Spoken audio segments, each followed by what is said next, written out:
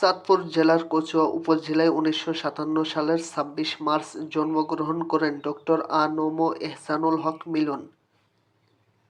তার পিতা ওবায়দুল হক একজন সরকারি কর্মকর্তা ছিলেন, মাতা মাহমুদা খাতুন গৃহিণী। এহসানুল হক মিলন শেরেবাংলা নগর সরকারি বালক উচ্চ বিদ্যালয় থেকে এসএসসি পাশ করেন এবং গভর্নমেন্ট ইন্টারমিডিয়েট টেকনিক্যাল কলেজ থেকে এইচএসসি পাশ করেন। পরে ঢাকা বিশ্ববিদ্যালয় থেকে রসায়ন বিভাগে বিএসসি সম্পন্ন করেন।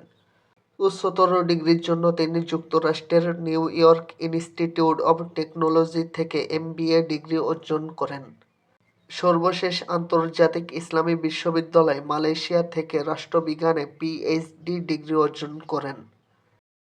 আ.ন.ম এহসানুল হক মিলন মার্কিন যুক্তরাষ্ট্রের নিউ ইয়র্ক সিটি ইউনিভার্সিটিভুক্ত ব্রুকলিন কলেজ এবং বরো অব ম্যানহাটন কমিউনিটি কলেজে খণ্ডকালীন প্রভাষক হিসেবে কর্মরত ছিলেন এবং ফার্মাসিউটিক্যাল শিল্পে একজন কেমিস্ট বা রসায়নবিদ হিসেবে কাজ করেছেন।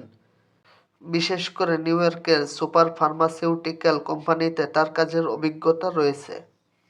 পরবর্তীতে ১৯৯৬ সালের জাতীয় নির্বাচনের আগে তিনি যুক্তরাষ্ট্রের নাগরিকত্ব ত্যাগ করে বাংলাদেশে ফিরে আসেন এবং আনুষ্ঠানিকভাবে রাজনীতিতে যোগ দেন। এহসানুল হক মিলনের স্ত্রীর নাম নাজমুন নাহার বেবী। তিনি ঢাকা বিশ্ববিদ্যালয় থেকে প্রাণিবিদ্যা বিভাগে স্নাতক সম্পন্ন করেছেন। নাজমুন নাহার বেবী বাংলাদেশ জাতীয়তাবাদী মহিলা দলের কেন্দ্রীয় কমিটির সহ-সভাপতি হিসেবে দায়িত্ব পালন করছেন। এহসানুল হক মিলন এবং নাজমুন নাহার বেবীর ঘরে একটি কন্যা সন্তান রয়েছে, তার নাম তানজিদা নাহার হক। তানজিদা নাহার হক বর্তমানে যুক্তরাষ্ট্রে বসবাস করছেন এবং সেখানে কর্মরত আছেন।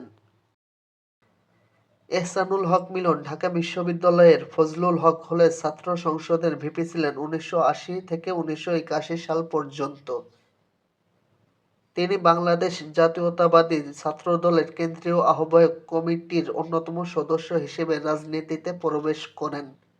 ১৯৮২ সালে যুক্তরাষ্ট্রে পাড়ি জমানোর পর সেখানে বিএনপি ইউএসএ শাখা গঠন করেন এবং সাধারণ সম্পাদক হিসেবে দায়িত্ব পালন করেন। ১৯৯৩ সালে তিনি দলের আন্তর্জাতিক বিষয়ক সম্পাদক নিযুক্ত হন। ১৯৯৬ সালে তিনি প্রথমবারের মতো চাঁদপুর-১ আসন থেকে সংসদ সদস্য নির্বাচিত হন। ২০০১ সালে পুনরায় নির্বাচিত হয়ে তিনি শিক্ষা প্রতিমন্ত্রী হিসেবে দায়িত্ব পান। শিক্ষা প্রতিমন্ত্রী থাকাকালে তিনি পরীক্ষার হলে নকল বন্ধে আপোষহীন ভূমিকা পালন করে দেশ জুড়ে আলোচিত হন। ঝটিকা অভিযানের জন্য হেলিকপ্টার ব্যবহার করায় তিনি হেলিকপ্টার মিলন এবং নকলমুক্ত পরীক্ষার কারিগর হিসেবে পরিচিতি পান।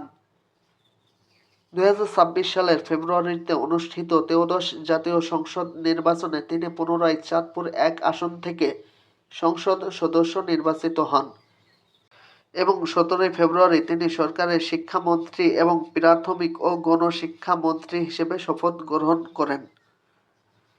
প্রিয় দর্শক, এসব তথ্য বিভিন্ন ওয়েবসাইট থেকে নেওয়া। তথ্যে কোনো ভুল ভ্রান্তি হলে ক্ষমার দৃষ্টিতে দেখবেন।